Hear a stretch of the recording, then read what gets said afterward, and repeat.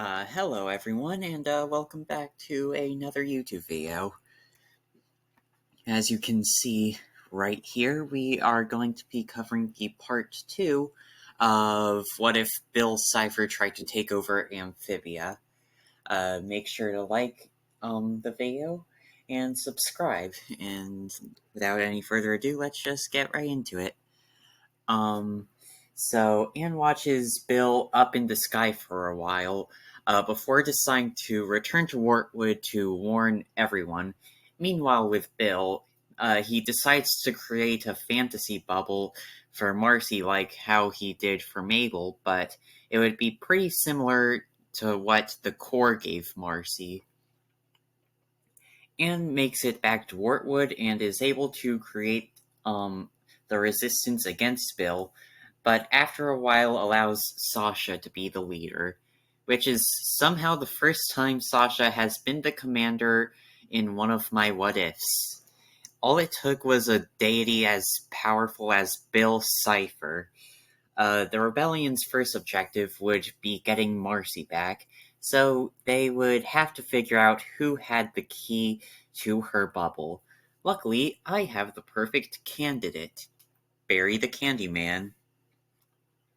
In Gravity Falls, Gideon was trusted with the key, and he ended up working for Bill, and was the leader of a group of anarchists during Weirdmageddon. Barry the Candyman worked for Andreas in Season 3, and was also a leader of a group of anarchists. So, though Bill and Barry haven't interacted with each other until now, Barry is the only trustworthy resident of Amphibia other than his henchmaniacs. Plus, I can totally see Barry working with Bill during his magical shenanigans during Seasons 1 and 2. So, after going through something similar to what happened in Sasha's Angels, they defeat the Marauders, get the key to Marcy's bubble. They get to Marcy's bubble, which was on the mountains that made the passageway between Frog Valley and the rest of the world, and unlocked the bubble. Then something similar to what happened in Weirdmageddon 2 would happen, and everyone would eventually get Marcy back, though I do think it would be easier than it was in Gravity Falls, and as you can tell by this short segment, at this point of writing the script, I was creatively bankrupt or lazy, because I didn't elaborate any further. I just said that it was something similar to what happened in Weirdmageddon Part 2. But anyways, after all this talk about the three girls, let's check up on how Newtopia is going after Weirdmageddon. Andreas was able to see Bill entering their world all the way from the castle, and would immediately inform the Core. The Core, the smartest being in the multiverse, who has wielded the most powerful objects in the multiverse, the Calamity Box, gets a shiver down their mechanical backs after just being told this. Some of the newts within the Core had encountered Bill when they were still newts, and knowledge of Bill's danger had been known longer than Andreas' lifespan.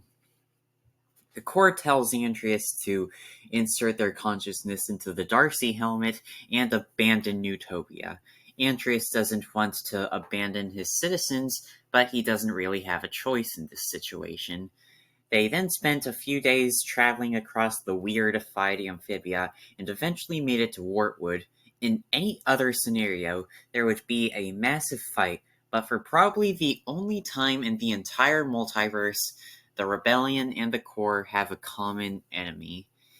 Seeing the Core would be a surprise, but the only one who would really have any suspicions against it would be Marcy, since Bill showed Marcy the Core's true intentions, but Bill obviously wasn't the most trustworthy person, so Marcy is able to shrug it off. Just barely. The Core gives the Resistance knowledge of the prophecy, which would lead the girls, the Planters, and Grime to visit the Ulms, and learn more about it. Ulmtown Road would probably go the same, as well as Mother Ulm, but Now the girls were aware of their calamity powers, and they might be able to be used to defeat Bill. And now that I think about it, the prophecy would also be slightly changed with the unstoppable force not being the core, but Bill. And when we put it like that, Leaf's vision probably would have been different. Instead of seeing the the core crashing the moon into Amphibia, she probably would have seen what Bill was doing. But now the girls understand they have to find a way to rip away the Calamity Box from Bill. Speaking of which, Bill has also been using the Calamity Box for his own needs. After taking over Amphibia, he would of course use the box to travel to other worlds to spread his weirdness there. Let's just say for convenience reasons, of the 5 worlds Amphibia has direct access to, Bill decides to conquer Earth last. Sorry, had it. That's not even the worst part. Once Bill conquers the entire multiverse, if that's even possible, he will melt down the Calamity Stones and consume them to absorb their powers, truly making him a monster worthy of rivaling the Watcher. The only question now is how do they get Bill away from the box? The only way to do that was to distract Bill with somewhere in Amphibia that hasn't been weirdified yet. And just like with the Gideon Key situation, we have the perfect candidate, Gardenton.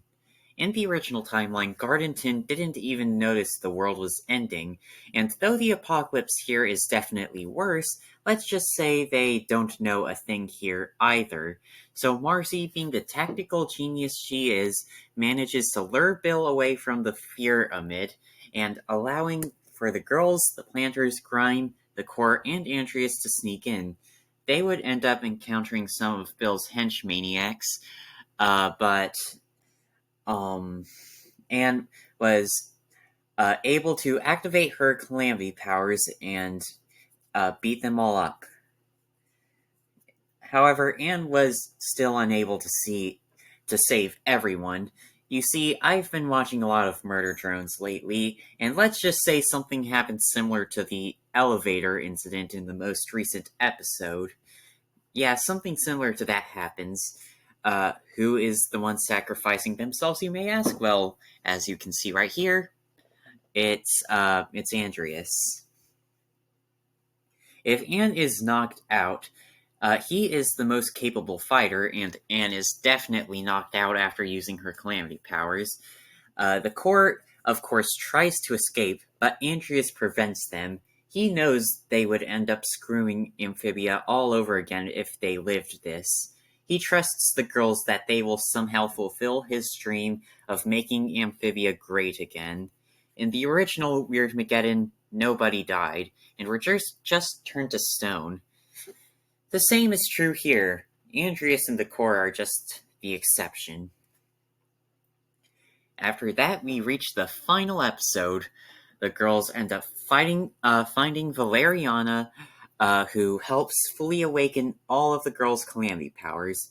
The henchmaniacs were no match for Anne with a fraction of one of the stone's powers, so now with the full power of the gems, the Calamity Trio basically breathe on them and they die.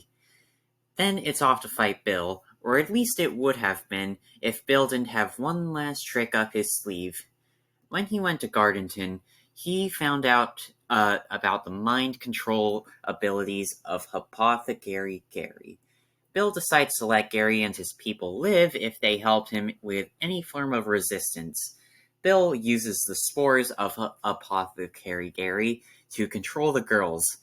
He then tells the girls to get their calamity box back, and they go to where they were when they got the calamity powers. Sorry, I lost where I was in my script. Sometimes that happens if you've watched me before. But one thing I forgot to mention, however, is that right before giving the girls their calamity powers back, the entire resistance moved to Newtopia. With the technology of Newtopia, they were able to fend off the girls long enough to remove the mushrooms, and with that, now they can finally fight Bill. They do good for a while, but Bill eventually ends up overpowering them and causing Anne to use the secret spell. Bill isn't worried because obviously he's a lot faster than a moon, but at the last moment he's held down by a few Frobots. Bill ends up breaking out, but at that point it's too late. The mountains separating Frog Valley from the rest of the world were gone. Nothing but a giant crater in their place. A crater with a very thin top hat in the middle, and since Bill didn't have enough time to chant to the axolotl, he's not coming back from this. Bill is dead. And with him dead, the hole closes and sucks up all of the weirdness back into the nightmare world. Unfortunately, though, Anne is also dead. But then she gets offered to become the next guardian of the multiverse, and comes back. From there, things go how they would in the original universe. Earth and Amphibia are separated forever, and the whole 10 years later, thing plays out. I'm gonna be honest, I liked this one. I felt like I did a very good job at writing this, but that could be subjective. Maybe you thought that this was absolute trash. But no matter what you think, I think that this was pretty good. So, I guess I'll see you guys in the next video, and I'll see you all later. Bye.